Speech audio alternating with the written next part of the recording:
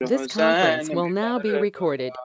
أبكيك مولاي يا حسين أفديك مولاي يا حسين مولاي مولاي يا حسين.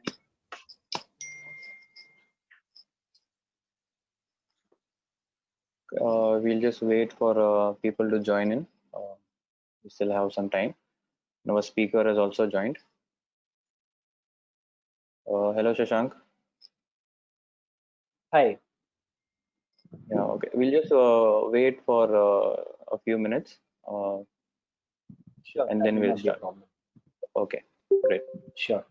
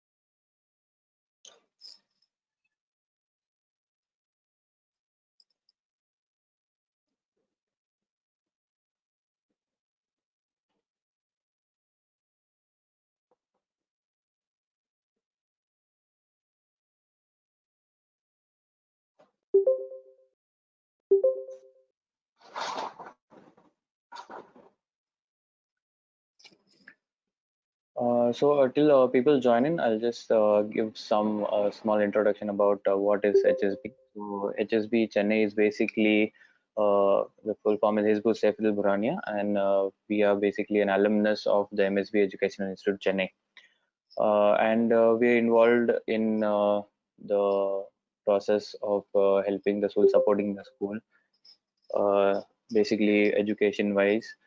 And we do a lot of events in the school itself for the betterment of the students and the school as a whole. So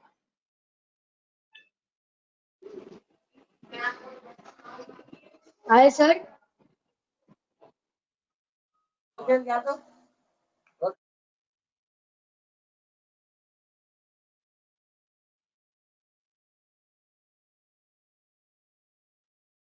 and so basically we have started this incubation center to promote business in the young minds of like our students and all the alumni who are already in college right now, who past 12th and already in college. So I think Alifia, if you could give an intro about incubation center. Alifia? Yes. So, what is an incubation center? Basically, an incubation center is set up for students who has an idea, who want to develop that particular idea into a business. So, we are going to help those students to develop that idea into a business and then fetch them a revenue. In that view, we have made this incubation center where new and innovative business idea would be nurtured, and in regarding with that, we will be even having mentoring sessions, and students will be monitored throughout the term during the incubation center. So this is our main program which we will be focusing on. The team for the incubation center. Alifia, you're not clear. The team for the incubation center is here. You can contact anyone among us to know more about it, which is Fakhruddin Haji. He himself is also a secretary of HSB. Then it's Hussein Mamu, Yusuf Kolenwala, Abbas Haji, Mustansir Haji, and Alifia. That's myself. So you all can contact anyone us. You all can reach us at HSB incubationchennai@gmail.com and inquire about the same. Thank you, Alifia.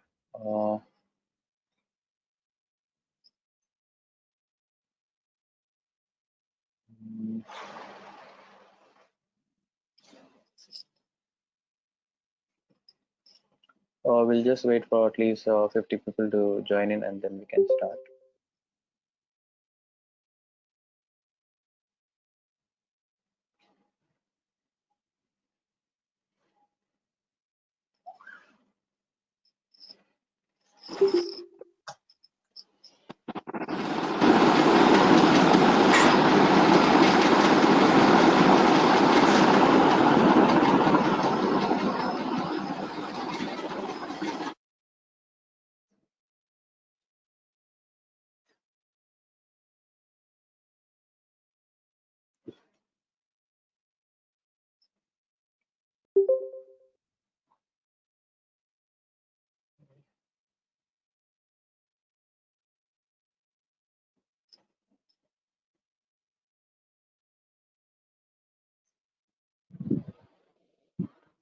Oh, yeah, the camera is on now. Hello, everybody.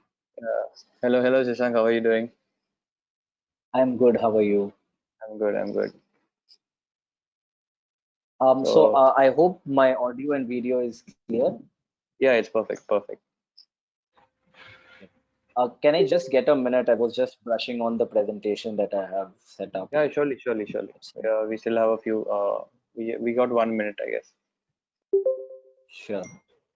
Meanwhile, if you could share one of your email IDs, what I'll do is I'll share the presentation link with you. Okay. Because how I've planned is I've kept it open, and while we are talking and discussing, I'll type it out so that it's Okay. engaging. And once it is complete, if people feel the need for you, they can use and access it as per their requirements. Great. Alika, can you just send Yes, Shashank our email address? the mail ID on the screen, you can just send it on that mail ID. Sure. So right now it's a blank canvas. I've not entered much. It's just a overall structure.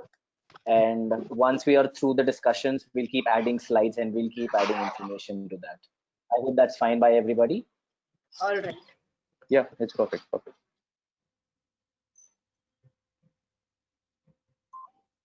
So I think I've shared it. Please let me know if you're able to access it.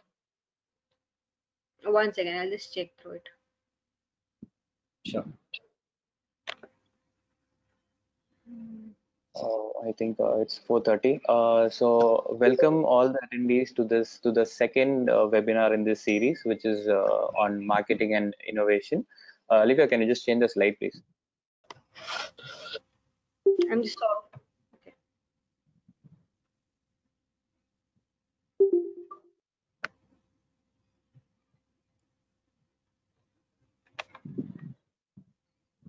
So marketing is something which every business needs. Basically, sell your product. So right now we are in a pandemic situation, and it's become more of a necessity than something which you thought, hey, okay, fine, we'll do it later on. But right now it's become a necessity. Marketing, and specifically digital marketing in this age, as we are not able to move out in this COVID-19 situation. So that is why we are having this webinar, and I hope everyone gets to learn a lot from this and are able to put this digital marketing thing, apply it to your own business as well, which will help you again in your own business. So to start off with, I'll ask Abbas Haji to just introduce our speaker, and then Shashank, you can take it. Hi, Shashank is the founder of Stone Santa, an IIM Bangalore incubated startup that specializes in curating personalized gifting experiences for people by empowering artists and helping them earn and get recognized for their work.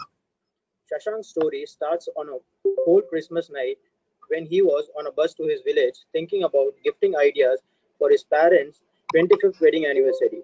Unable to find a good idea and amidst the chaos of final year engineering, he found his eureka moment and Stone Santa was born.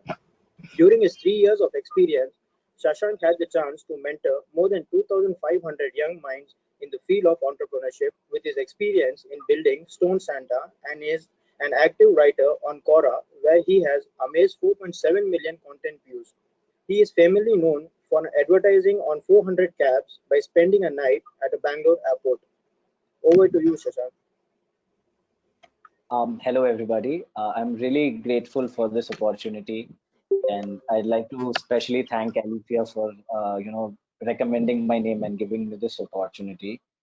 Uh, and all I can say is I'm really, really thankful. And if the time that you spend listening to me, if I'm able to add some value in this, in the time that you're spending and investing, listening to me, I think that would be great, because I've always believed that the work that we do should always add value. And the platform that I've gotten, I hope that I'm able to deliver some value in the time that you're spending with me.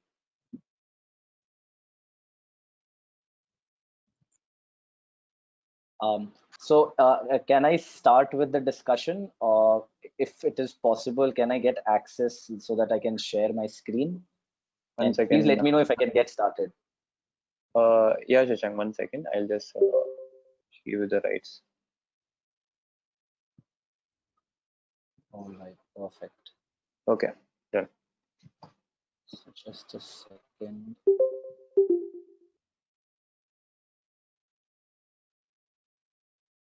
Orange color on their screens. Yeah. Okay, perfect. And shall I get started? I mean, Yes, Shashank, you can get started now. It's already perfect. it's past 4:30. Yeah. Sure. Um, So, all right. My name, guys, my name is Shashank, and I am the founder of a company called Stone Santa. Now, I started my company when I was in my final year of engineering, and I was, thinking of gifting ideas for what my parents' 25th anniversary. What special do I give them? And while I was doing that, while I was trying to ask questions on what I should give, suddenly stumbled across this idea that, hey, what if we could get a personalized gift made for my family, for my parents? And that's how the idea came to me. Now, the challenge was I neither had business skills, neither did I have the capital or money to start something like this, right? So, since the time I got the idea to now, it's almost been 3.5 years. And what I would say is all of the marketing that I've learned has been majorly through Jugaad, just trying out different things, understanding what works, what does not.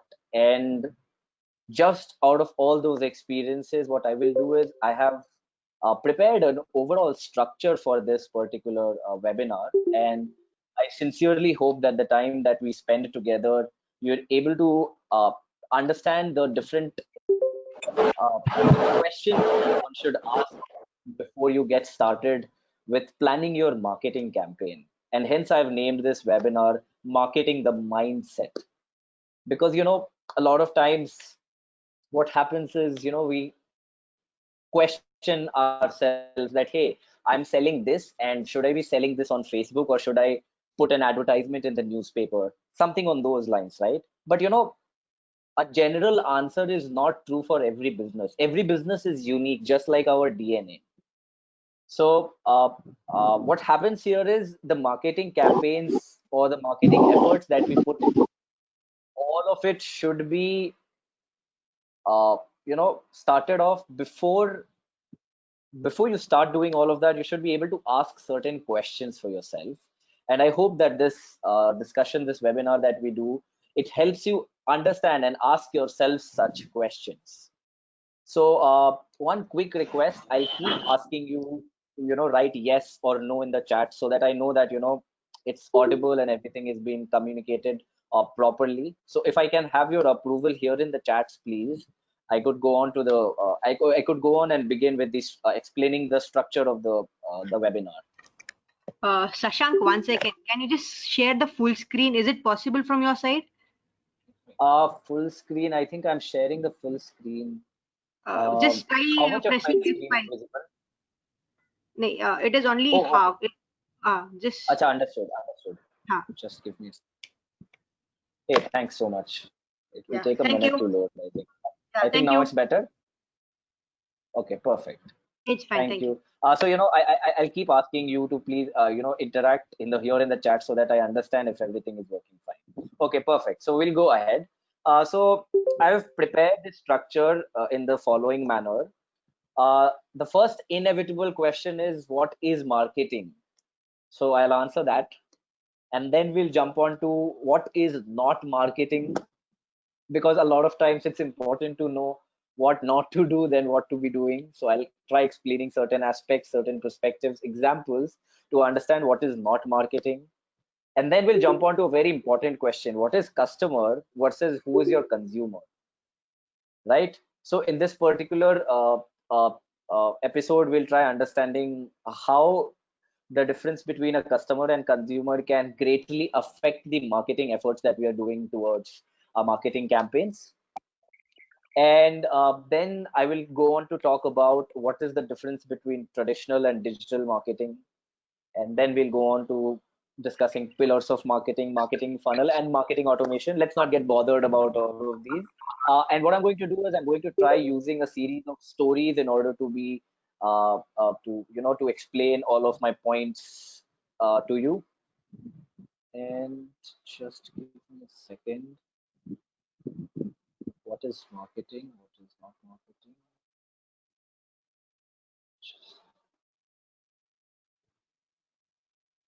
All right. So before I start, I would want to just communicate that the idea of marketing, it can be defined in just these 7 words. Marketing is communication to induce action.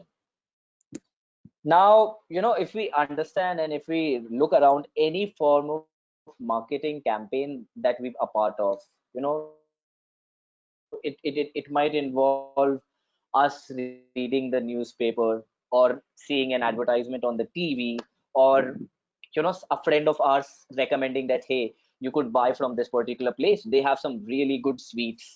Or your senior or your colleague telling you that, hey, you can totally go to this place, you can go eat, the restaurants here are perfect. So yes, that is called as a referral.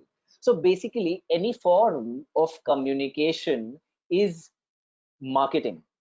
Marketing, I would say, is just communication, and the goals that are involved behind these communication efforts is something that can be broadly broadcasted into 3 categories.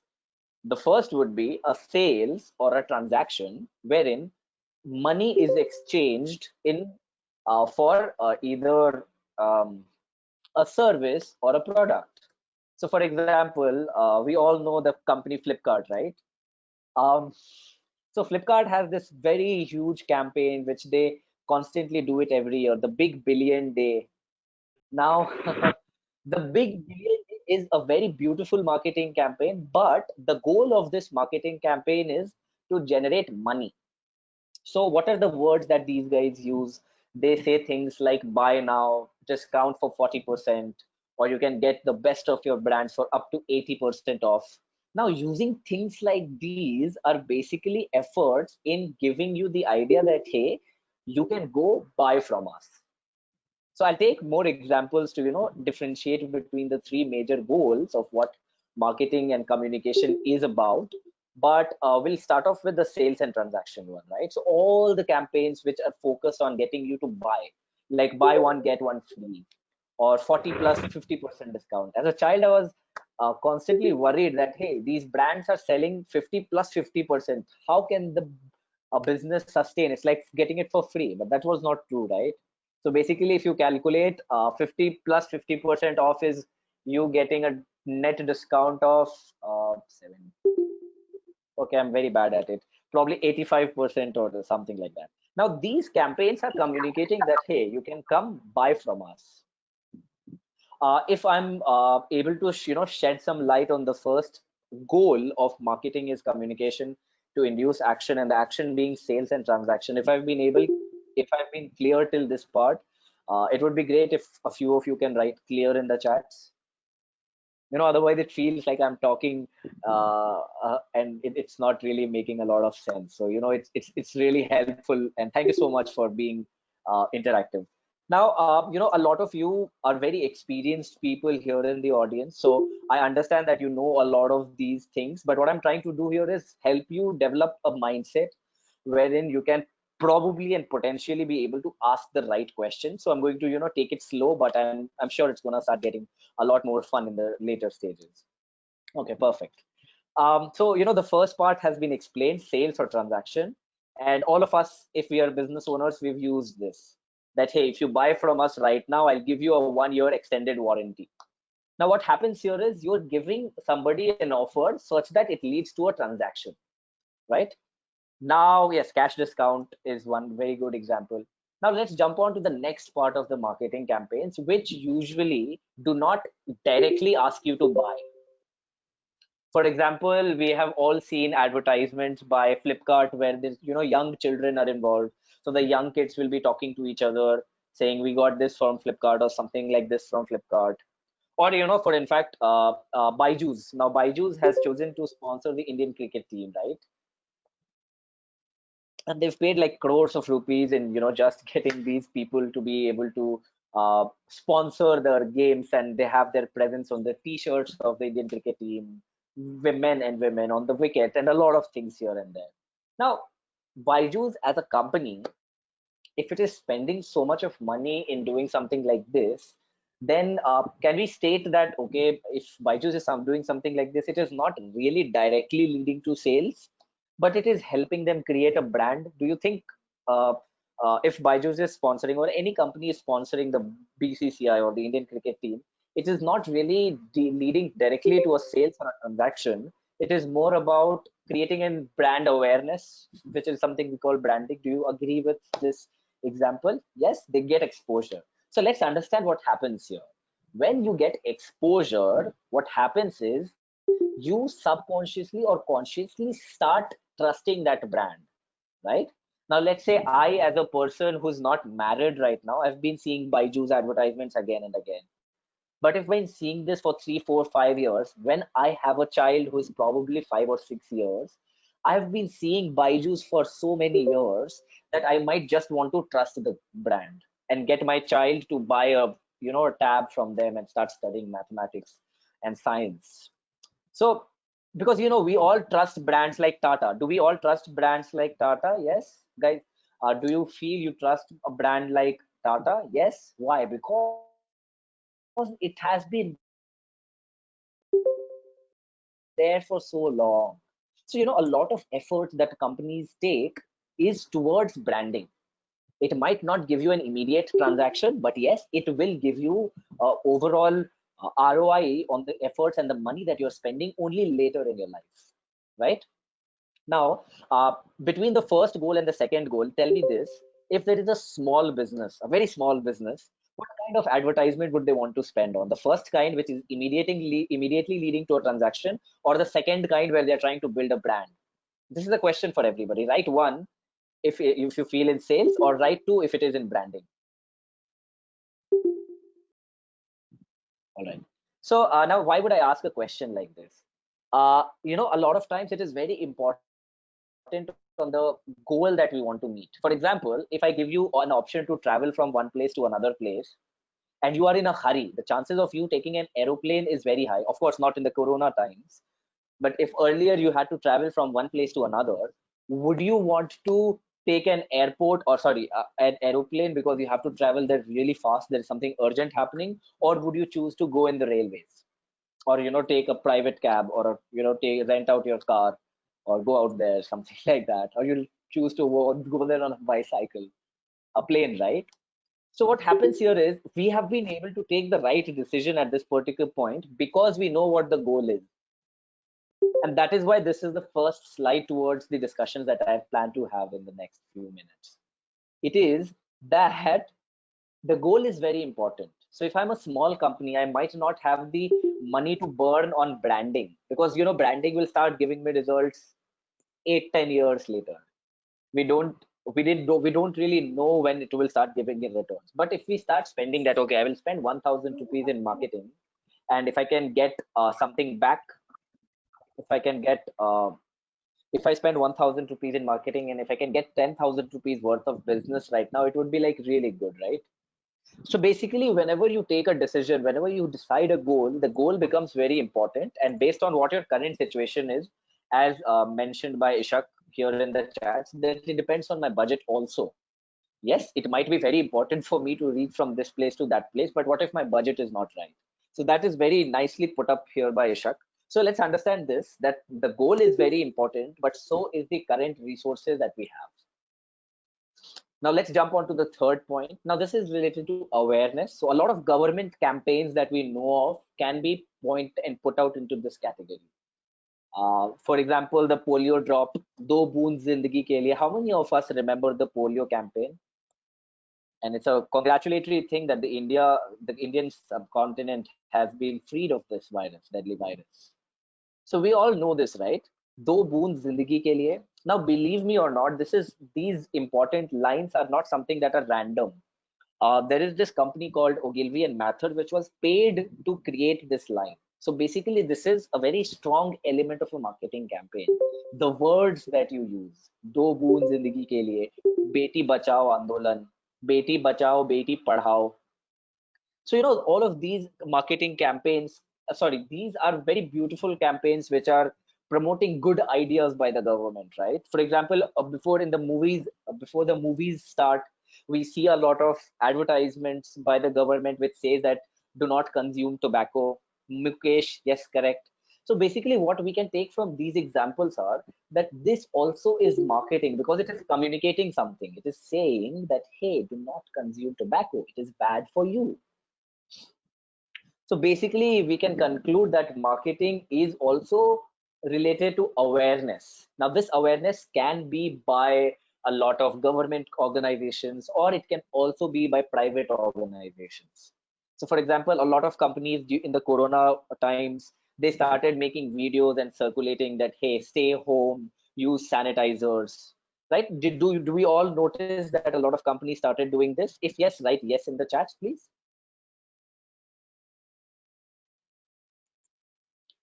Yes, we were able to see that, right? Now, see, why would a company want to spread awareness? It is probably also because it is communicating something to you. It is trying to communicate that, hey, if you are, if you're watching this advertisement, yes, please stay home. But at the same time, it is subtly, subconsciously communicating that you can trust this company. You remember I told you that marketing is about communication. So marketing is, there is this fallacy which I talked that, okay, sorry.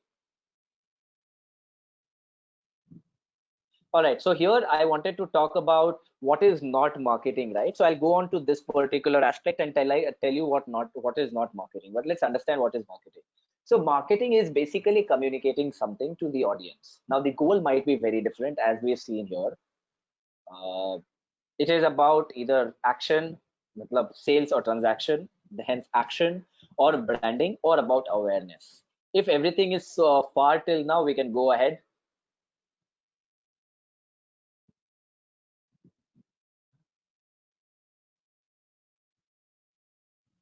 Yes, okay, perfect. So quick thing, I always do this whenever I have to take webinars. It's been almost 20 minutes since I have been talking. So on a scale of 1 to 10, how would you rate the overall understanding and the flow of it, which includes the factors like engagement and everything else? Feedback is really important. And based on the feedback that you give, I'll try shaping the future using different aspects of how I can explain my ideas. Yes? Okay, perfect. Now, there are a lot of things which marketing is not about, and I want to say this. Everybody is not your customer. For example, if I come to you and say that, hey, will you buy a gift from me? For example, when I started my company, I remember I used to think that college students are my ideal audience. These are the people who will happily pay for the products that I'm trying to sell. So just to give you an idea, I run a company which specializes in creating handmade gifts. So using handmade gifts, we try creating personalized experiences. Now, handmade art and handmade items are usually a little expensive, right? So ideally, college students are not the ideal kind of people who do we would want to target, because they might want such a good product, but they might not have the budget or the money to afford something like that, right? So in the initial 1.5 years of my company life, I was very focused on trying to sell to college students. So I would end up selling them products worth 200 rupees, 300 rupees, and I'd feel very happy about it. But what I did not realize was that the amount of efforts that I'm spending in to be getting these student customers, if I spend the same amount of time in reaching out to those people who are probably about to be married, people who gotten recently engaged, the chances of these people buying from me is much, much higher, because marriage is a very uh, big affair in everybody's life. It is a big occasion, right? So the chances of a unique gift wanting to be given at such an instance can be very high, because it's a one of a kind of an event, right? And at the same time, the people who are getting married are financially more stable as compared to the teenagers who are still in college. But I was not able to see this difference because I had a very strong cognitive bias. So the cognitive bias had was that everybody is my customer. Now, this might sound very counterintuitive, but a company or a brand should be able to understand that everybody is not their customer. There is something called a customer persona they should be building. It should be more about understanding that, okay, which kind of people will be most beneficial from the kind of gift that I'm trying to make, or sorry, the kind of artwork that I'm trying to sell, or it could be anything that your business is trying to solve. It's all about that. Businesses are all about solving problems, right? So how many of you believe that businesses that exist are just about problem solving, solving problems?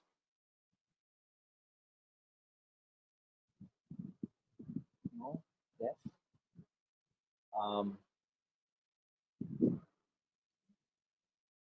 okay, so I might have to, I had planned that what I'll do is I'll just give me 1 second. I'm trying to do something here. So I'd taken it such an account that I'd be talking and we'll be editing it sideways. So I hope this is more visible, because I'm going to be editing. Uh, Yeah, it's fine. It's fine, Shashank. You can continue. yes, because Uh, I will be, there are yeah. what question you asked? A lot of people didn't get the question you asked. So can you Oh, just ask sure. it? So, yes, my question was, do you believe that businesses are about solving problems? Any business that exists around us, do you believe that it is about solving problems?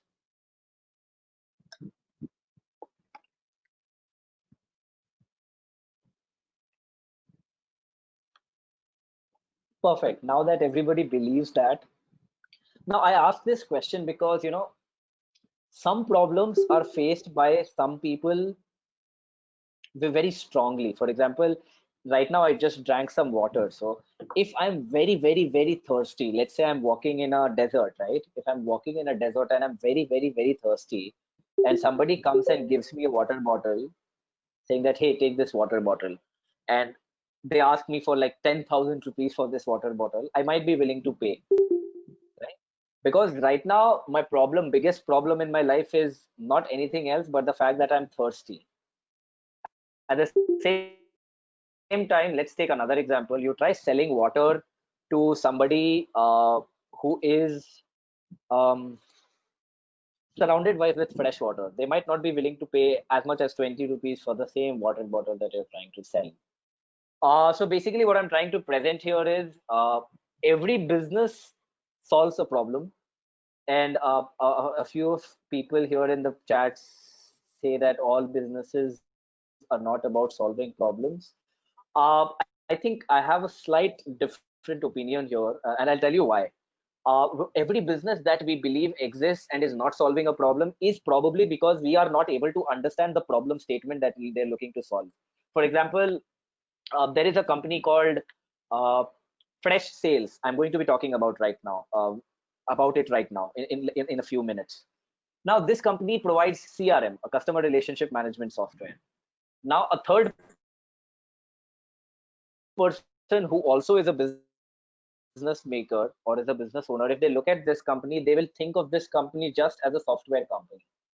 And they might think that this is not solving a problem. It is probably because, there are a lot of things that we don't understand. And hopefully, and majorly, we might be the case that we have not understood the problem or the business, that problem statement that the business has identified and is solving. For example, if somebody is buying steel from somebody, then it is because that company needs steel. That is a problem for this company, and this another company provides steel or purified steel or processed steel or steel in granules, anything. I believe any company that exists solves problems, but the problem that that business is solving might not be for everybody. For example, SpaceX as a company. If we take SpaceX, which is a company by Elon Musk, it is sending people to rocket. It is sending rockets in the space. It wants to reach Mars. Now that's a very optimistic thing that we're doing. But do you think we are customers of SpaceX, or do you think the government is a customer of SpaceX? I think the governments are customers of SpaceX, or companies like Facebook or Google are customers of SpaceX, because these companies will probably want their satellites to be launched in the orbit. And earlier, space exploration costed a lot. So they will rather hire Elon Musk's company and they will get the rockets or the satellites sent to space. So basically, the reason I took Elon Musk's SpaceX as an example here is it is solving a problem, but it is solving a problem only for some people. It might not be solving a problem for a lot of people, right? So I think I'm pretty much done with what I was trying to say about the expanse of the problems. But that brings me to another aspect of what I was trying to say when it comes to marketing. So, when it comes to marketing, there are thousands of people who are our potential customers. But instead of chasing all these thousands, if we are able to narrow down and focus that, okay, this particular segment of the person or the people that I want to reach out to, if I'm able to solve the problem of only this people, then these people will come back to me again and again, or they will refer to me to more and more people. So basically, as Mr. Hussain points out here, it is about target marketing, yes, but let's understand the importance of this. Instead of chasing everybody to be our customers, if we focus on the right segment whose problem we are solving very intrinsically, in that case, we will not be able to just generate revenue, but we'll also be able to find more and more customers through them. And that is what I meant about what is not marketing. Marketing is not reaching out to everybody. You cannot have everybody to be your customers. If that part is clear, I can jump on to what a difference between a customer and a consumer right now. Before that, I have a very interesting example or two examples to take. Can I proceed ahead? Yes, all good, perfect. So I hope it has been engaging, start getting better. All right, perfect. Now, we want to be talking about customer and consumer, and let's understand the difference. The difference becomes very important. I think all of us know majorly about McDonald's Happy Meals, right? Now, Happy Meals is a concept for people who do not know what McDonald's Happy Meals are. This is a very interesting concept formulated by McDonald's. So they target advertisements on channels like Pogo and channels small kids watch. And what they show is that, hey, if you go buy a Happy Meal from us, what happens is you will get a toy along with it. How many of us know Happy Meal? Can write Happy Meal in the chats. I'm sorry if I'm asking, getting you guys to do a lot of work of typing out things, but it really keeps engaging. Yeah, okay, so we all know Happy Meal.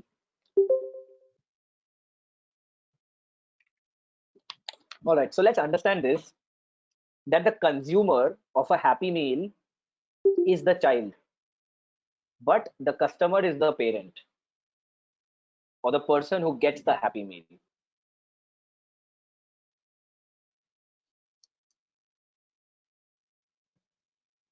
And in the consumer,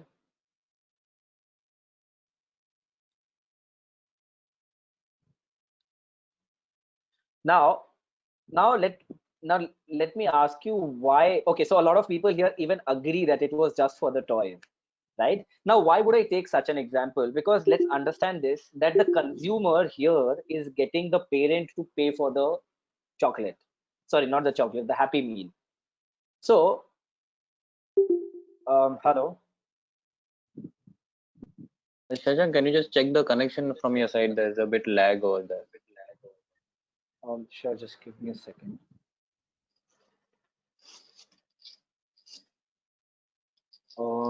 Is my voice better now? Yeah, it's better. Can we have the attendees just acknowledge if you are able to hear? Yeah. I'm sorry, it's just raining outside, and I think that is causing a little network trouble here. Okay. Yeah, I think it's fine. Now you can continue. All right, perfect. So, see, the reason I asked this example of McDonald's here is because the marketing people behind this campaign were brilliant. They identified that, hey, if I show the customer this advertisement that, hey, buy a Happy Meal for your child and they will get a Superman toy next to it, it might not work because, parents are smart. They are the ones who have been, spending money. They are the ones who have been, spending efforts and money.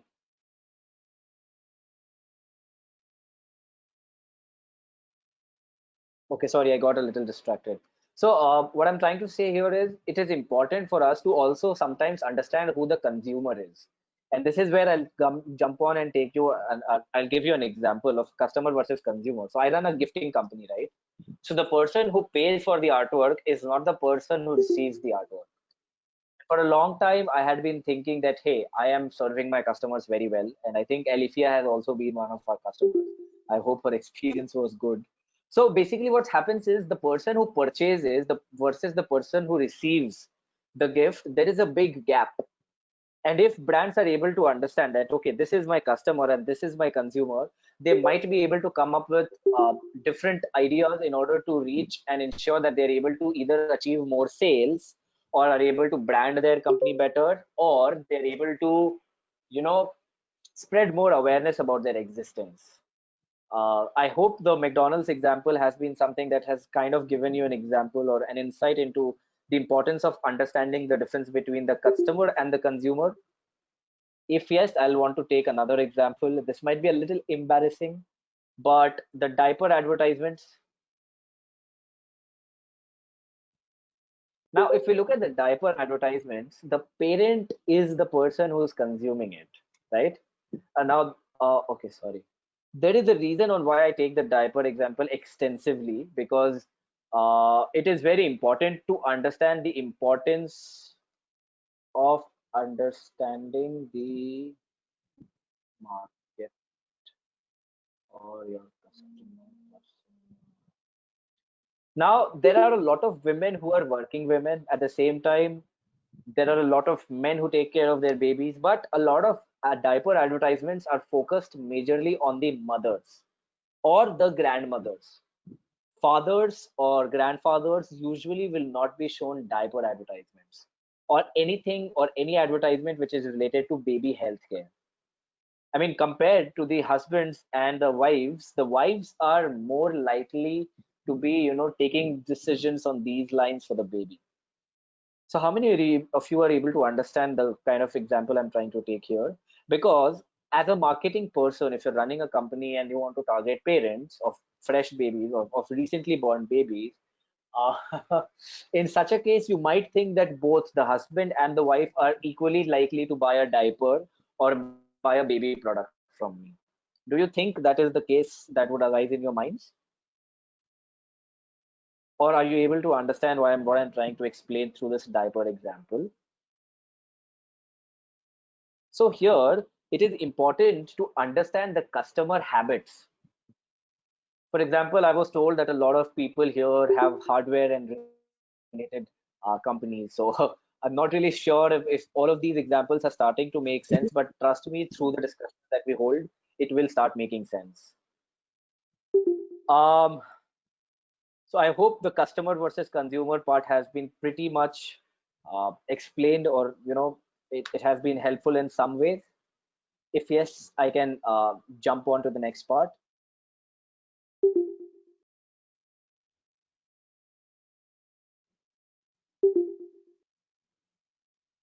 All right, so I'll jump ahead.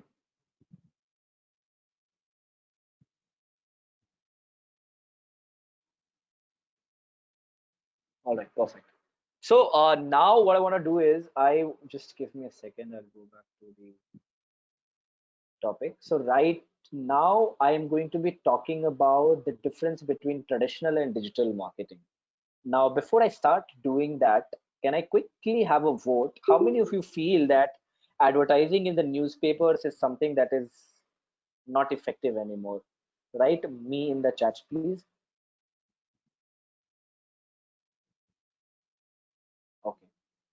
Okay, very nice. I just wanted to understand this.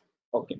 Now, just a difference in opinion here. I feel if it was ineffective, if it was completely ineffective, then the newspaper companies will go bankrupt because brands will stop advertising. Uh, Companies like Google or companies like Amazon would never advertise in newspapers. But have we seen such advertisements in newspapers of iPhone? Very nicely, very well put. Of either iPhone or either Xiaomi or OnePlus. Have we seen such advertisements on the newspapers? Now, see, let's understand this. If builders, yes, during big billion days. Now, if traditional marketing like newspaper advertising and everything else would have been dead, do you think such advanced companies like Amazon, Flipkart, which are very technologically rich, will ever want to spend money on something like this? Don't you think they'll just advertise on Facebook, Instagram, LinkedIn, Twitter, Reddit, on all these platforms, and instead of doing that, they'll not just. But I just feel it is not something that I agree to.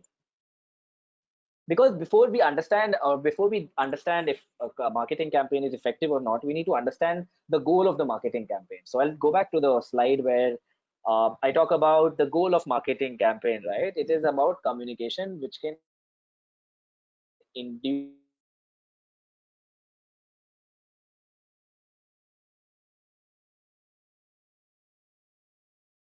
action. So a lot of times the advertisements that you see in the newspaper, it might not be about, and the action your mobile phone might be something that is asking or leading you to do a transaction. Marketing is not wherein you just do one thing. You do a lot of things, and huge companies like Apple, Google, Microsoft, Amazon, these companies have a lot of budget. So what they do is they take a mix and match of all these three goals. They run advertisements which are sales oriented. So they'll give you an email that, hey, did you have this did you have this handbag in your cart for so long? If you buy it now, we'll give you a 20% discount.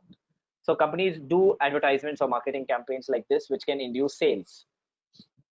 Another form of marketing campaigns that the same brands do is about branding. So that is why they will put up billboards in your city, or major choraha or major intersections. And third would be about awareness. They'll start spreading awareness advertisements in newspapers, magazines. Although people read it, although people don't read it, that's a different story for a different day. But my point here is that there is always this fight that is going on between traditional marketing and digital marketing. But what I would want to say here is it is always about understanding what your goal of marketing is and then choosing the medium, at the same time being able to understand the major advantages traditional marketing campaigns have versus the advantages digital marketing campaigns have. So if I have been clear about the past few minutes that I've been talking for the past 5 minutes, I would quickly want to jump into the differences between traditional and digital marketing. And I'll obviously take a couple of examples to, throw some little more light on that. Yeah. Okay. I think it's been almost 45 minutes since I have been talking. I hope it is something that is engaging and already starting to add value. Oh, yes. Okay. No worries. So, perfect. Now, traditional versus digital marketing, we really need to understand the difference between these two aspects, because what happens here is we really need to know the strength and the weaknesses. For example, if the people who know how to play chess, you might lose out on the queen earlier, but if you have your pawns ready, you can always get the queen back. So it's all about understanding the strength and the weaknesses and playing it according to the situation that we want to. Now, with that example, I want to ask you for a certain set of questions. If I'm a company which is selling wallets, right? Handbags, wallets, something like that, and I'm choosing to advertise in a newspaper, do you think I can control that only females should see this advertisement? So when it comes to the males or the male members looking at that advertisement, it should be a different thing. Do you think something like that is possible? Pakka promise? Okay. I'm sorry. I do that pakka promise with the kids when I take the sessions, but this is a little serious. Okay, that would not be possible. Okay, now is it possible that if there are 1 crore people or 1 crore prints of these newspapers going out of them 25 lakh people will see a yellow colored bag, 25 lakh people will see a blue colored bag, 25 lakh people will see a different company name, 25 lakh people will see a pink color bag. Do you think something like that is possible? No, right? Okay. Can we control that only the children should not be able to see this advertisement? Or people who earn only more than $10,000 a month or $10,000 a month, yes, should be able to see this. We cannot do or control any of these aspects, right? It is something that is not possible, right? So that is the first difference between traditional and digital. You cannot control who sees your ads based on anything. I mean, based on anything. It is like a generic thing. Max to max, what you can do is if you're a company based in Bangalore, you can choose that, okay, only the Bangalore publication will have my advertisement, right? Now,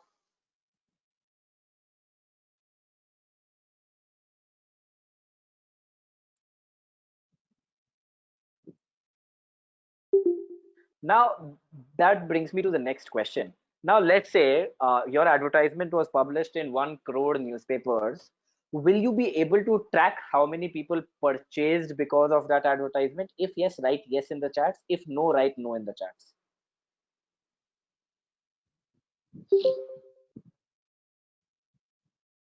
The closest one can get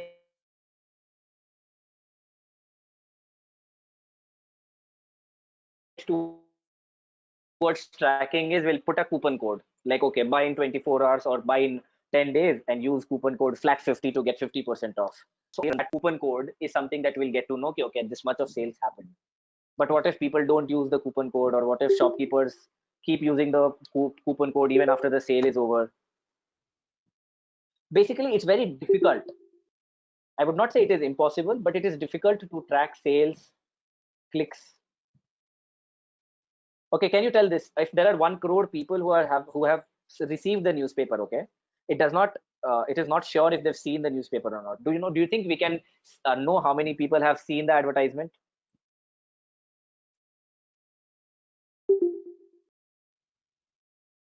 I don't think that would be possible, right? But when it comes to digital, you can do that. You can track user movements. So, you know, I'll tell you something very crazy right now. So once you're looking at the screen, people and companies can even track your eye movements. So for instance, if you have a website, you will be able to track that out of this website, which part of the screen did people pay more attention on? How many people scrolled through this entire, how many people spent how much time on my website? You know, a lot of crazy things are possible when it comes to digital. Now, are you able to understand the two major differences that I just talked about when it comes to traditional and digital? If yes, write yes in the chats. Do I get access to all the data? I'll not be able to tell you if you get access to a lot of precise data because there are a lot of paid tools. There are a lot of effort that have to be taken. But what I'll do is I'll show you my Google Analytics dashboard so that you get an idea as to what I'm trying to talk about. So I hope my new screen is visible in front of you right now. Yes. So right now that I can show you something is like in the last 7 days, there are 1.5 thousand people who visited my website. And in the last 1500 visits, they have spent an average of 1 minute and 15 seconds on my website. Then there are a lot of other cool things that I can see that I'll show it to you. Some very cool stuff. So guys, this is a software called Google Analytics. You can use it if you have a website. I've sent out the link in the chats if anyone wants to use it. The internet might take a little time since I'm sharing the screen here, so it will start loading. Give me a second, please. All right. So now, if you are you able to see the numbers? I'll try zooming it for you. Okay. Now, if you see, the number of iPhone visitors are 135 in the past 1 week. So I know this, that people who can afford iPhones are the maximum amount of people who are coming on my website. So the chances of them buying from me and buying an expensive gift is very high, right? Do you think I can make that assumption looking at the number of iPhone visitors I get? If yes, write yes in the chats. This is a very important question that I want to ask. So basically, Google Analytics does just this. It gives you a lot of cool stuff that you can, I'll just show you something more. So now I can also access which part of the city or which part of the country do people come on my website. I'll just show it to you. Give me 1 minute, please. All right. Now I run a business here in India. Okay. So there are 1,282 people who visited my website in the past 7 days. 83 people have come from the US, Singapore, Bangladesh, Philippines, Pakistan, UAE. Now I can see all of this data, right? This is just in the past 7 days. If I want to, let's see, what was the number of people who came in the website, I can change all of that, like from January 1 to, let's say, Feb 20, right? So you'll be able to see the data. Now I'm not showing off. What I'm trying to do is I'm trying to give you some very important insights. The internet is acting up a little, but are you able to see the different things that I'm trying to show here? Now, if you see this, this is the number of people who visited my website in January and Feb. 24,924 people have come from India. Now, if I'm an Indian company, I'm selling in India, my courier costs are low in India. That means it is right? But imagine if all of this audience started coming from Africa or coming from a country where I cannot sell my artwork or sell my gifts. It would not make sense, right? Now, if you can see this is like a cool chart.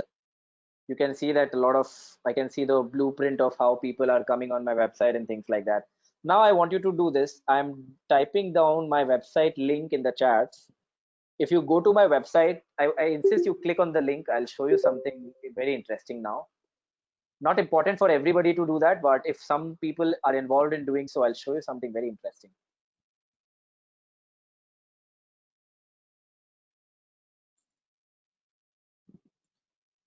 Okay, so it's starting to come, but again, it might take a while. Now, are you able to see that there are two people online on my website? One is from Mumbai and somebody is there from Coimbatore. Oh, wow. You can see this explode, the numbers. There are 9 people who are online right now, out of which 67% are from desktop.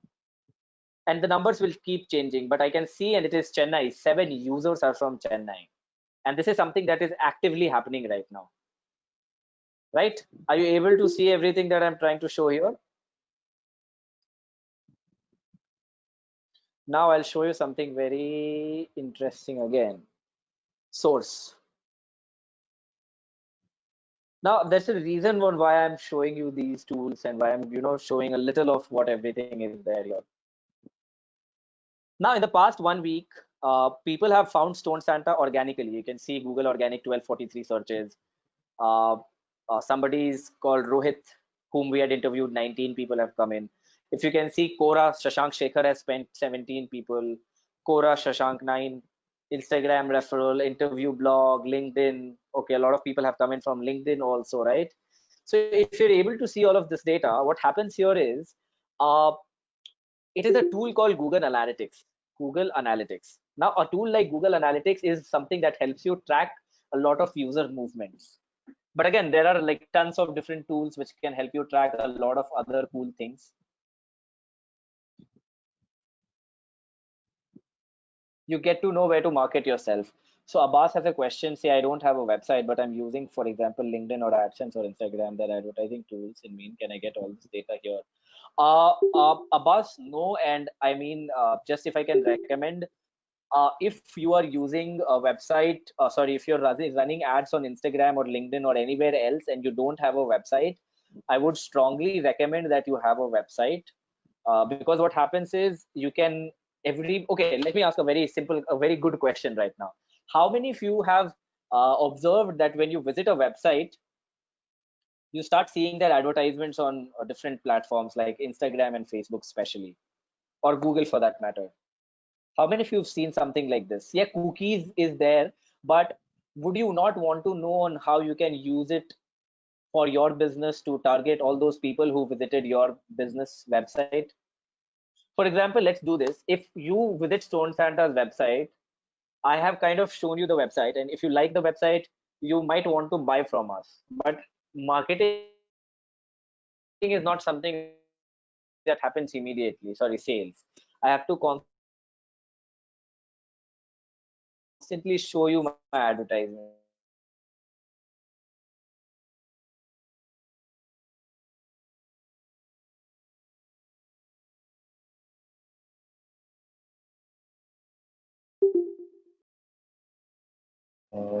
Hello, Shashank. You're not audible, Shashank. Okay, I'll do that. But guys, so far, have you been able to understand the major differences between the traditional advertising methods and the digital advertising methods? If yes, write yes in the chats, and I'll try showing something to you. Yes. All right. So I think it's time for me to. Okay, I'll do this. So remarketing that we are talking about right now, I'll show you how remarketing is exactly done. Again, I cannot show you the entire process. It takes a little while to set it up. But guys, what I've opened here is I've opened something called business.facebook.com. Now, this is a platform which I use to run Facebook ads. That means I pay the company Facebook to run ads for me. So while it is loading, I'll tell you what it does. It is a way where Facebook can show your advertisements to the kind of people you want to reach out to. For example, I'll talk more about it, but let's understand and see how I can create audience, right? Now, custom audience let's not understand what custom audience and everything else is. I'm doing this to explain the concept of um, remarketing to you.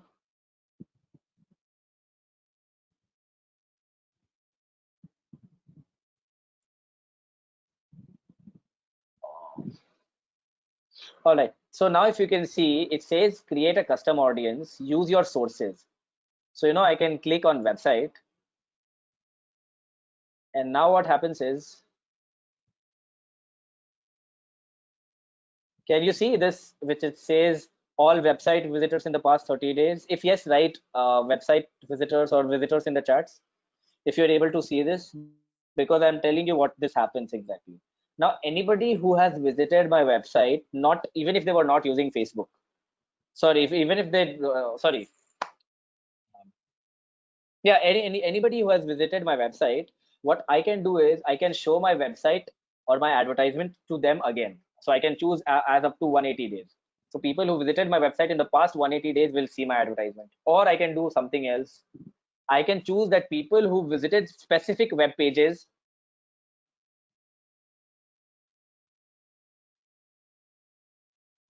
So people who have visited specific web pages is something that we can target our advertisements, or people who spent time, the top 5% people. That means people who spend the most. So are you able to see the possibility time on my website? I can target only those advertisements that I'm talking about.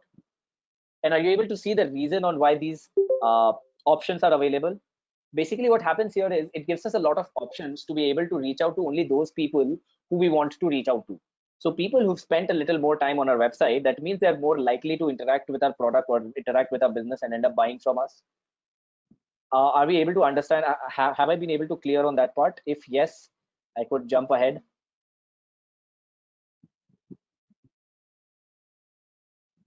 Oh, it's 5:26 already, and I've still not covered the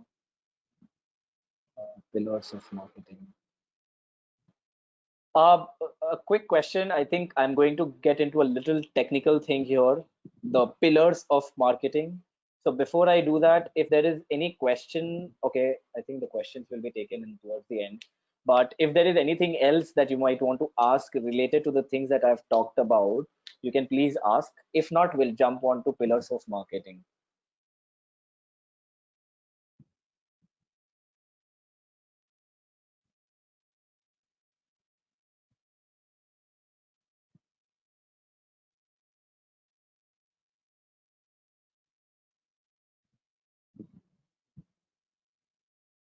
There's one question for you, Shashank.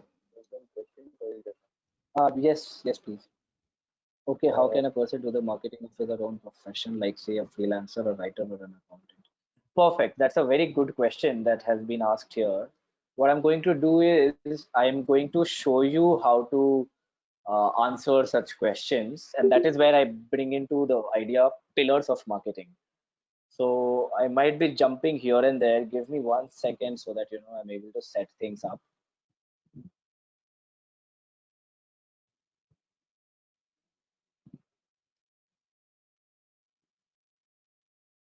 All right, perfect.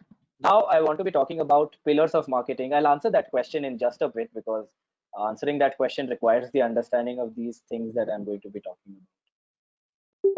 Okay. Now, are you able to see the 5 things that are written here? Audience, platform, content, timing, product, service.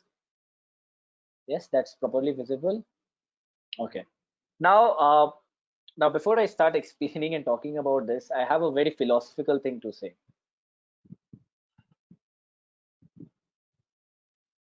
Marketing is about creating something which is similar to creating music.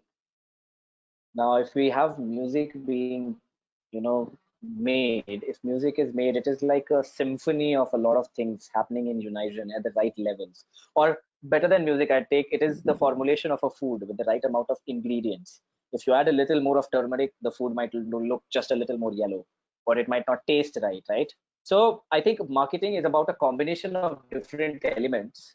And just like food is a combination of different elements, I think marketing is about the combination of these 5 elements: the audience, the platform, the content, the timing, and the product and the service itself. If I've been able to explain or tell you what it is, uh, are you able to understand the 5 pillars? If yes, I'll start writing more about it here. It says insert, so I'll start writing things about here.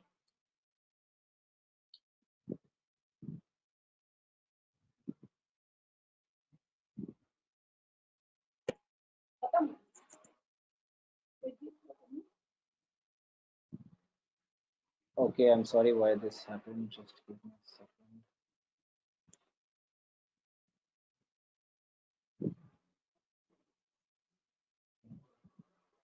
I'm sorry that I'm sorry. Just give me a second. Pressed the wrong button and I got a little distracted. My mother came. I was talking to her. Okay, so yeah, going back. Um. Yes. Okay, I have had yes in the chats. Perfect. Now let's understand the 5 different things on which a marketing company or campaign will very much depend on. The first is audience. Now the audience can be differentiated into different aspects: age, gender, location, financial status. What are the other things on which you can differentiate your audience? Educational background. What else? If anybody can provide an input on this. Marriage status, very nice. Relationship status. What else can we focus on in order to hobbies and interests? Very great. What else can we consider in this? Age is, yeah, I have written age here.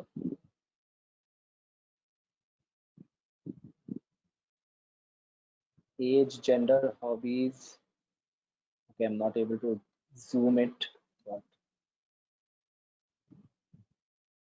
all right. So I think we'll take these as the we can take the culture or okay, yes, very nice. I didn't want to bring it up, but religion or ethnicities can also be there.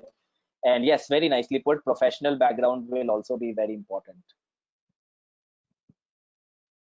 And one thing I'd want to add here is intent. Now, intent I'll explain in a bit. Now let's jump on to this. Now this is how you create a digital ad. I don't think I will walk through each of the process significantly, but if you can see, there are 3 different things that can be done: brand awareness, consideration, and next is transaction. Now I just want to show one thing here, which is this.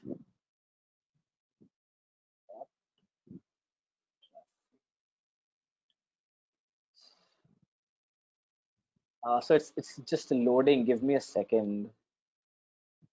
Um,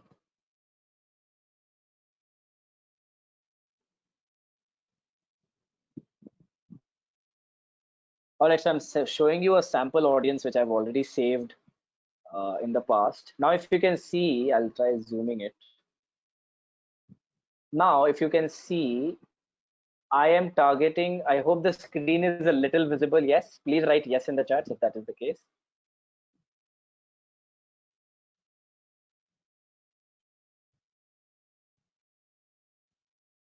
All right, great. Now, if you can see here, what I've done is I have targeted only those people who are living in India in these cities. Their age group is somewhere between 23 to 40. Their languages they speak is English. They should also match people who are engaged, people who are newly engaged, people who just have their anniversary coming in. At the same time, they have interests in handicraft, home decor, products, decorative artwork, all of these things. Now, are you able to see everything that I showed here? Now, are you able to understand what I meant by the different aspects of what an audience is?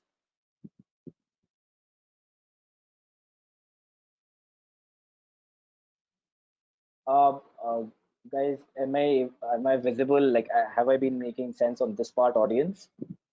Now, the reason why I ask you to differentiate the audience here is also because um, a lot of times different business decisions or different consumer decisions will be made based on a combination of these three things, or a combination of these things in audience. Like there are five major pillars. The first pillar is audience, platform, content, timing, and the product and the service itself. But the first platform, the first pillar has these sub pillars. And it is an important thing that you're able to focus on the right things. Now just let's jump to platform. Now the first platform would be digital, or let's do this: Facebook, Instagram, LinkedIn, Twitter, dot, dot, dot.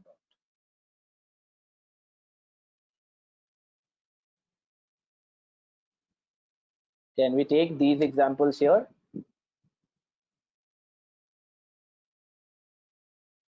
What else can we take? Can we take newspaper as a platform? Platform meaning where are you seeing the advertisement? You remember I told you marketing is about communication. So if we put this into perspective, uh, newspaper also is a medium, magazines, flyers, books, slash hoardings, TV. Then we can have emails.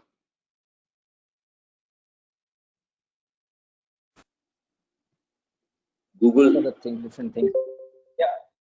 Yeah. I mean, what I wanted to do here was I wanted to show all the social media platforms: Facebook, Instagram, LinkedIn, Twitter, Google, Reddit, then other digital companies that are there where advertising is allowed. Newspaper, billboard, TV, emails, uh, word of mouth. I'll include that also. Word of mouth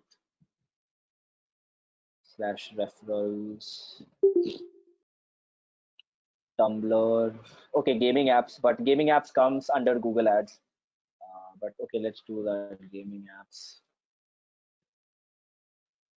So basically, what I'm trying to say here is that the platform becomes very important once you're looking to run an advertisement or you're looking to do some form of marketing. Because what happens here is okay. One more thing, I've shared the presentation link with the team, the organizers. So don't worry, you might get access to this in case you feel the requirement for this.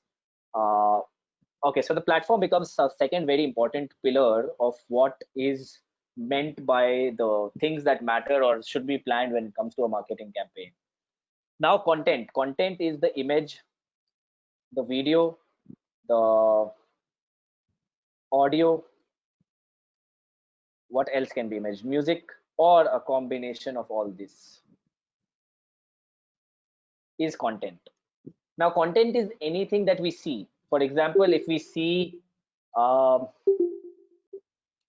if we see something which is a story. Now, story is also a content, right? A story comes in the form of text, audio, text. So basically, if we see here, all right, now if we see here, the content also becomes important. For example, let's say I'm advertising a green color jeans, but the image is green, but in the or in the text I've written, our plastic bottles are the best in the world and they are manufactured in India. Now, even though everything in the campaign has been planned right, just because the text was wrong, do you think everything might just fail? The entire marketing campaign just might fail.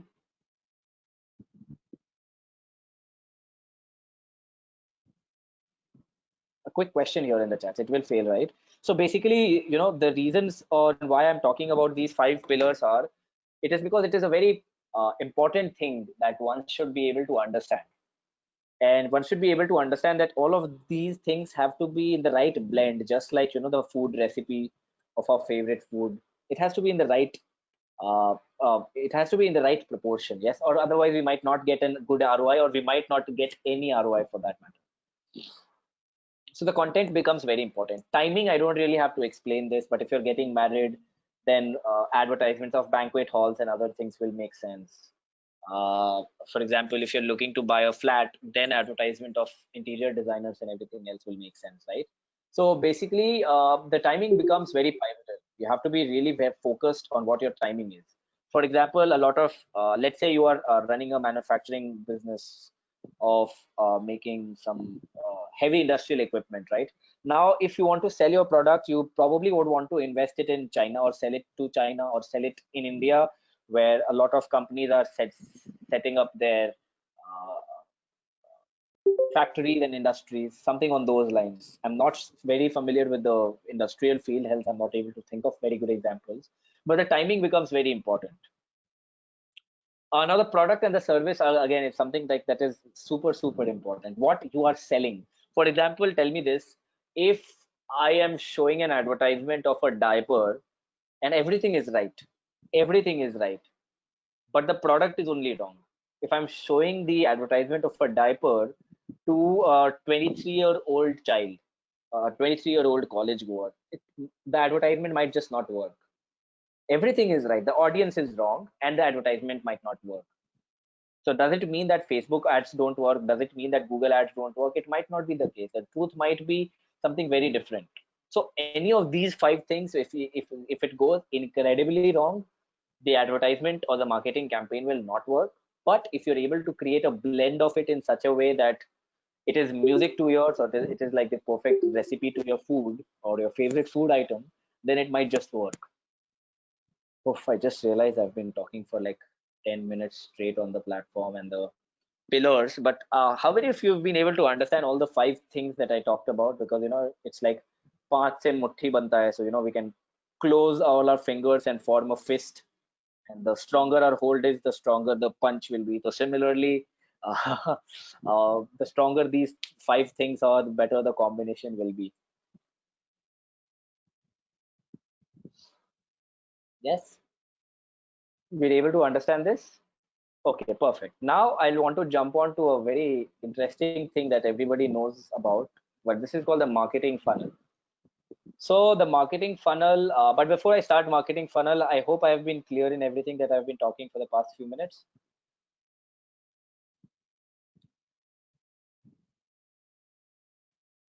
I'm sorry, I'm asking you guys to be typing a lot.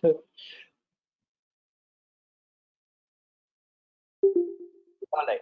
Now I'm going to be talking about a very interesting topic called the marketing funnel. Now, marketing funnel, we should be able to understand that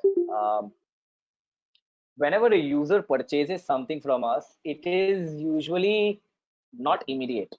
The first step is awareness. So they get to know about you.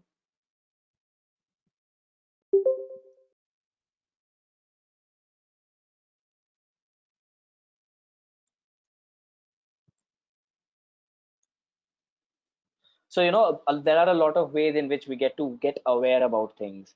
For example, I am losing a lot of hair and I know about Dr. Batras, but I am sure a lot of you who might not be losing hair might also be knowing about Dr. Batras. Or, we might know about a lot of sugar medicines, or we might know about different medicines, but we might not be, facing those problems or challenges. So the first idea is awareness. How do people know about you?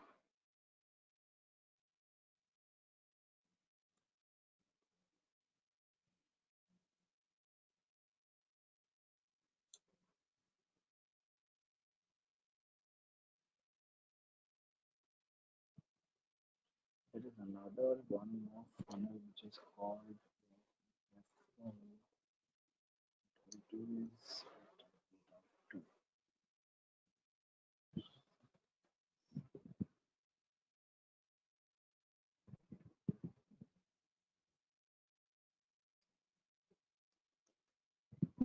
perfect. Now, what I'm trying to do here is, okay, how many of you have been able to understand what the four steps are? Awareness, engagement, transaction, and track. Okay, this is not traction. This is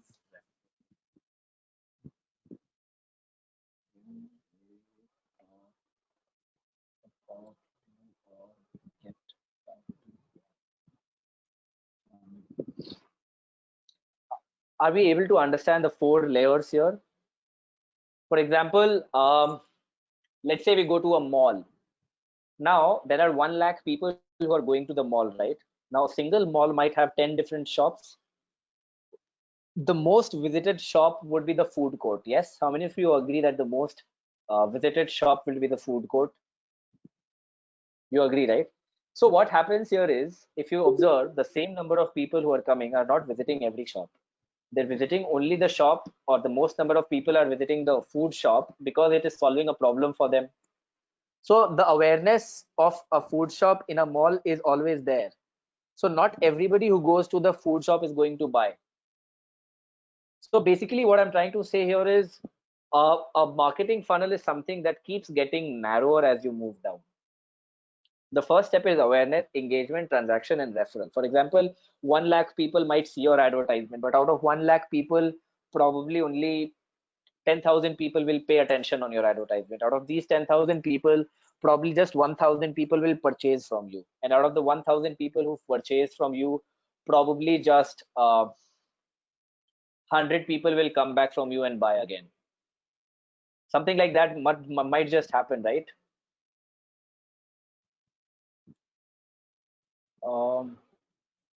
So basically, this is the understanding of what a marketing funnel is. It is basically a guideline for you to be able to understand and visualize on how the number of people in your marketing funnel are behaving. And the advertisements or the marketing campaigns that you create, it might be different for all of these different steps. For example, the first ad would be, I'll take Corona as an example. How many of you started observing articles on on your Instagram handle which talked about, or Instagram or Facebook which talked about N95 mask? This was probably towards the month of March or April. The lockdown was very fresh. Do you remember any form of advertisements or content that you saw on the internet which was about masks? The advantages of masks. No, not selling masks. It was just talking about the advantage that you should have a 5-layer mask or 6-layer mask or something like that.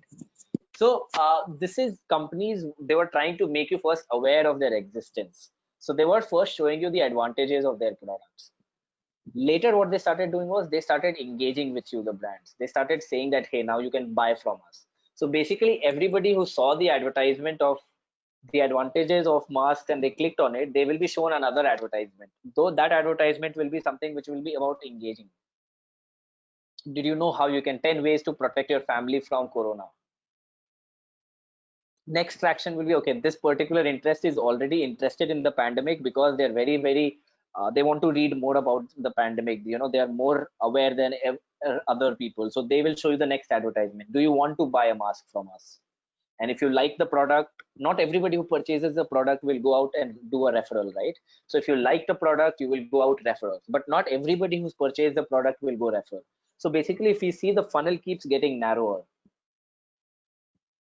And that is the fourth step of what a marketing funnel is. Now, the reason why I'm telling marketing funnel and everything else that I've been talking about in the discussion what I'm trying to do here is I want you to be understanding and noting down all the possibilities when it comes to different ideas that you might have when it comes to uh, marketing, or when it comes to doing anything related to your business. Because once you start doing all of these things, you'll start seeing things clearly, and it might help you come up with the decision that, okay, newspaper advertisement might work, or do you think a Facebook advertisement might work, because most of the teenagers are on Facebook and Instagram.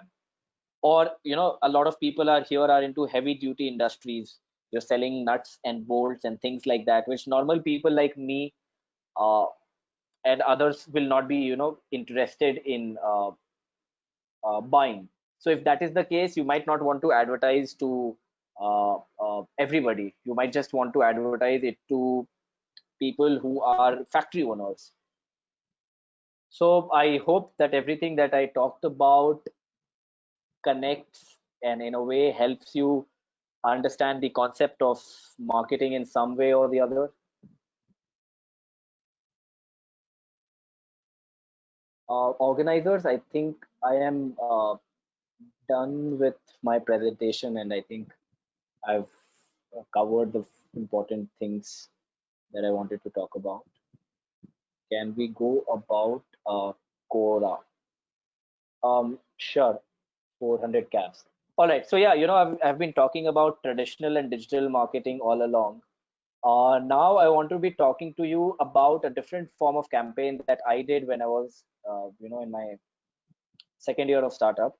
I decided to advertise my company in 400 Uber cabs, and I wrote a. So I'll explain what the cab advertisement was.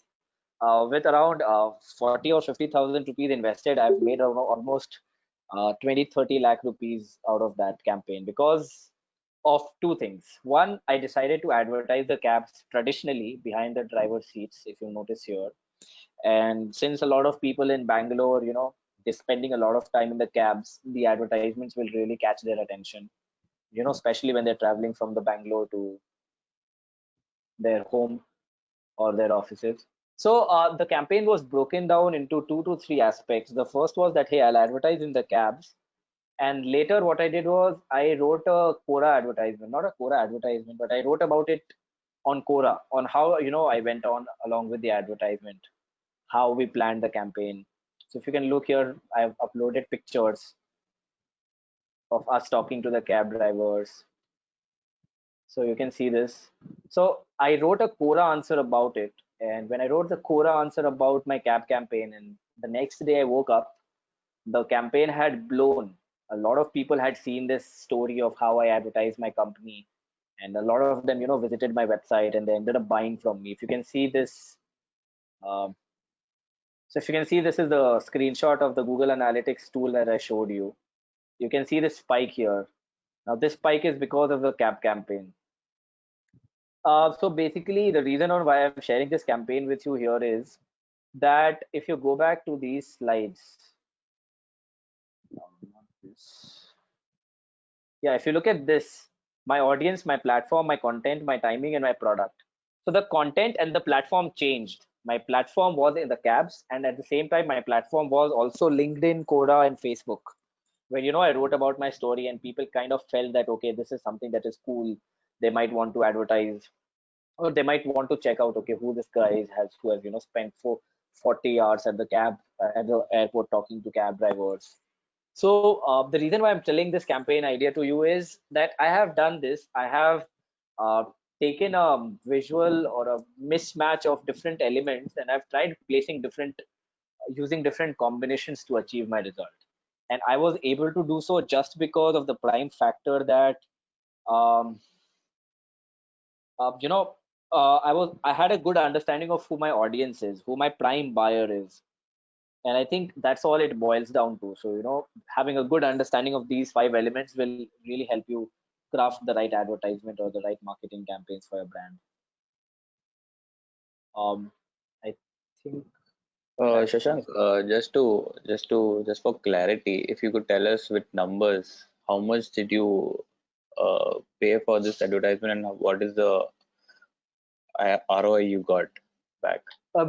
Right. So, I mean, this I have written a blog about it. I could share about this here in the chats, where all the numbers have been clearly explained. Okay. Because this campaign case study is pretty old. Okay, sorry, I typed out the wrong link. Just give me one more second. Yeah, the second one. So basically, when I written this case study, I had gotten a ROI of 322%. And if you show the numbers,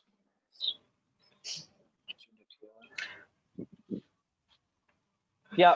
So if you see the expenses, it is 34,000 rupees, and the revenues that we were able to make was 6,50,000 rupees. But this was almost 1.5 years back. Since Okay. then, a lot of people have still been, reading this blog and coming back on our website. And this has helped us create a very strong presence on the internet because of this Shashank, area. how did you Yes. strike an idea to do this? Uh, so when I was thinking of, uh, I mean, that was a time when I was still figuring out who my ideal customers are.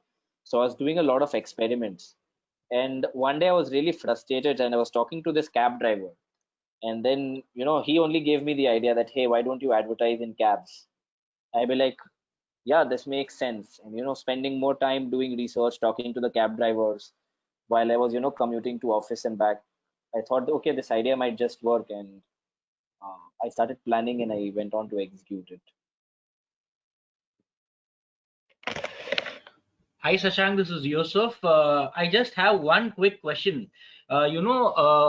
Professionals such as doctors, chartered accountants, advocates, they have a professional bar. You cannot solicit, you cannot market about your services. So, like, what different remedy which you have for such professionals? I hope, like, including me, there are a few professionals on board. If you could, tell some good marketing, bypass route for us to market, because everybody loves to have clients for ourselves. Sure, that's a very good question. So, for the question that you've just mentioned, a good idea is to start creating a personal brand. So, for instance, I would not say I have created a brand, but I have a decent following on Quora, wherein my answers have received almost, I'm not sure if I've hit the 5 million mark, 4.8. So, what I do is I write answers which indirectly make people curious about who I am. And then they, land on my website or they reach out to me either to get a gift or to get consultancy services for their businesses. So let me tiny.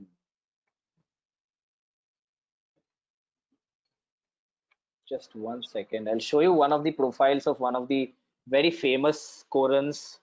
His name is Dr. Tiny Nair, and he usually writes about his experiences with the medical world. Now, he is a doctor, and for sure, he cannot advertise himself or advertise his services. But if you're able to see his profile, he's created a profile of himself where he's gotten 65,000 followers, and he's also the author of a book of Magic of Indian Medicine. And if we see, 17 million people have interacted with his content. Right now, if you want to be, creating a if you're not allowed to advertise your services, especially in the fields of chartered accountants, lawyers, doctors, in such cases, a very good idea is to either build a brand for yourself. Building a brand can be about doing things wherein you're not selling your services directly. You're offering advice, you're doing something like that for a paid amount, or you're doing it for free. So, for instance, if suppose somebody is a lawyer and they are a relationship lawyer, okay, no, not a good example to take. Let's say they are a copyright lawyer. They can start taking webinars wherein they are inviting artists from India to come and participate in discussions which involve intellectual property rights and things on those lines. So I think uh, Yeah, I hope I answered your question in some way. Thank you, Shashank. That was very insightful. There's yet another question from one of our participants. They asked Mm-hmm. that they hold a small grocery stores in the neighborhood, right? So, do you think Mm-hmm. that marketing also applies to such grocery stores? They are very small, a 150 square feet of shop. They are selling groceries to all middle class and lower class people. Do marketing is important and pivotal for such businesses? I think it is very important, and that's a very, very interesting question. Because intuitively, you might say that, okay, why will they want to advertise on LinkedIn or Facebook or Quora? And you're right, it makes no sense. But marketing is also about communicating with your current audience or your current customers or your current stakeholders in a way that they come back to you. Now, let's say there are two grocery stores, grocery store A and grocery store B in a neighborhood. Both are doing good business. Now, grocery store A, whenever their customers purchase a good, they ask them questions like, "Hey, how are you?" or "How is your child back at home?" The number of customers these have are very regular. And at occasions, grocery A will, give out sweets or give out small gifts to their regular customers, or do something which makes their customers feel happy.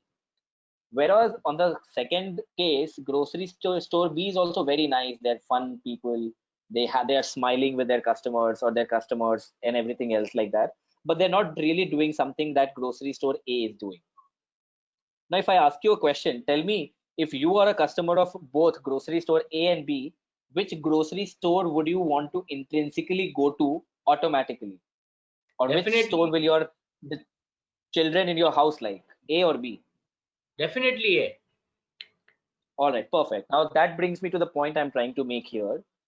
When we look at marketing, it is not just about finding customers. It is also about having your customers and retaining them or taking care of your important stakeholders. So if you look down and narrow it down to a small business, a very small traditional business like this, in such a case, if this particular business is able to identify the right prospects or the right people who purchase from them or the people who are prospects, what they will do is they will be able to communicate with them in a better way. Focusing on saying things, small things like, "Hey, thank you for the order," or "How is your child back at home?" or doing things on their capacity. If things like this are done, what happens is on a slow and gradual level, people will automatically come back to buy from these guys. For example, Okay. they don't realize, but Amazon is also competition. Now, Okay. if a grocery store like A existed, even though you can buy from Amazon, you'll be like, "Huh, yahi se we'll go purchase from here." They're also a small business only, right? Do you think such a thing will come to your mind if something like this happens, or if a grocery store like A exists? I know this is a fictitious question, but please tell me if you feel that you'll want to do something like that. Yes, definitely. So that's what I'm trying to say here, that marketing will be involved even in the smallest of the businesses because it involves communication. What about Sashank? A grocery store is more of a B2C. What about Uh-huh. hardware businesses where they sell the products B2B? Like for example, take our president, Mr. Fakhruddin. He is a manufacturer of flanges and he fabricates products. So his business is more of B2B. So how do you put in a nutshell about marketing for B2B businesses? Okay, sure. So there is something that can be definitely done. A lot of times businesses focus on finding new customers, but if they look closely behind and if they look at all the prospects that have come to them or all the customers that they've already had, if they look closely inside these things, they'll be able to realize that if they improve their communication with them significantly, it can help a lot of things. So just to throw some more light, one example would be to constantly stay in touch with your current customers through emails. You can always send them brochures. That is one aspect. The second level of here could be, let's say I am purchasing 10,000 units of a certain size of nuts from you, right? Now, if I am purchasing something like this, then there might be a lot of other people who uh, I know might be purchasing things like this. For example, if I'm a student who's studying doctorate, then I might know a lot of people who are studying the same thing, right? Similarly, if we have a customer or if you have a customer who's purchased certain amount of items from you, if you focus on them, right, you can get 10 more customers from them.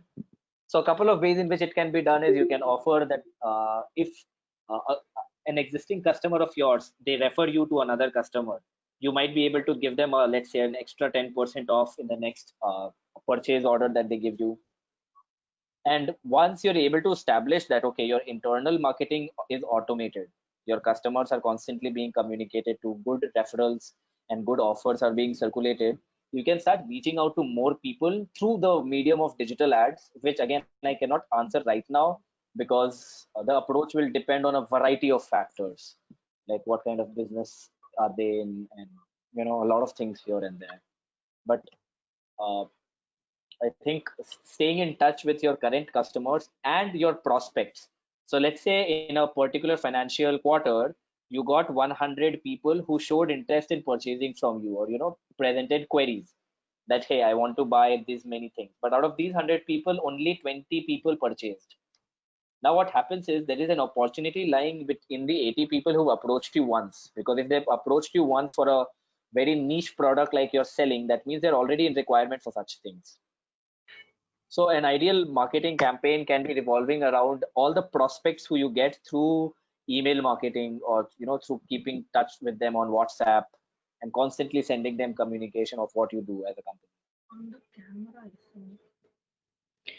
Thank you, Shashank. That was really wonderful.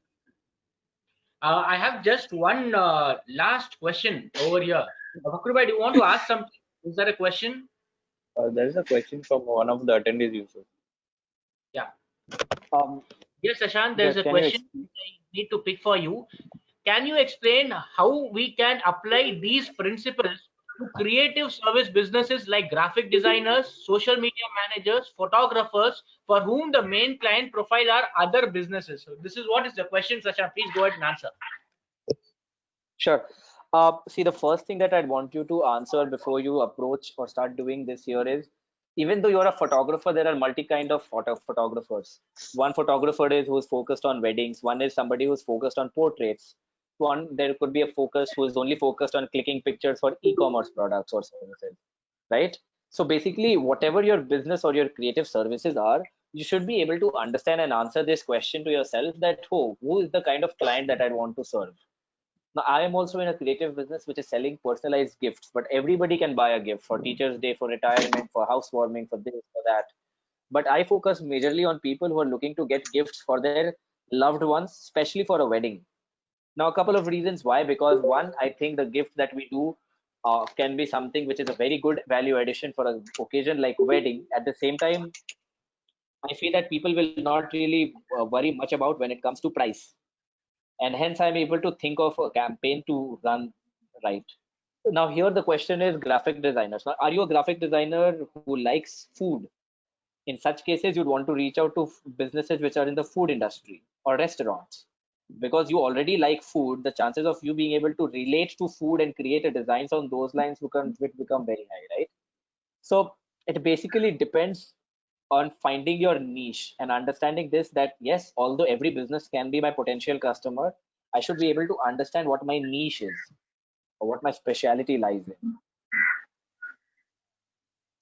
Great, Sashank. I guess that explains very well, and I hope that answers your question, Yusuf. And so I would like to wrap this up, Sashank. We want to thank you for an excellent webinar today. We thank you for your time. Thank you for sharing all the intricacies of digital media marketing and other ways of marketing also. How to do marketing, what is marketing and what is not marketing. I am pretty sure that all these different points will help us to take up our business a notch further. Thanks a lot, Prashant. Thanks a lot for your time. We'll surely get back. We'll catch up with you later. Thank you, Sashank, for a wonderful session. And we would like to also, pray for our His Holiness, that may God give him a long and healthy life. I mean, and thank you, Sashank. Thank you so much for having me.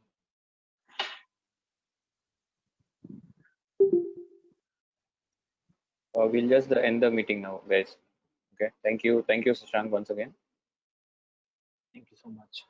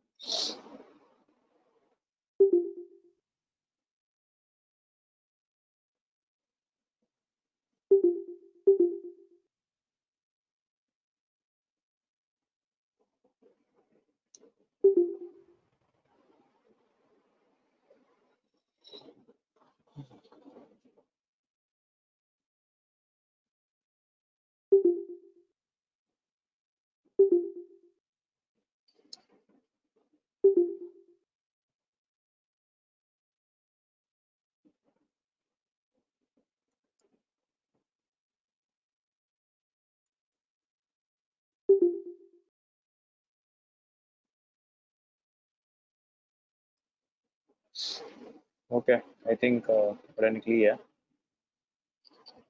Hello. Hello. Yeah. Okay. Feedback, guys. Feedback.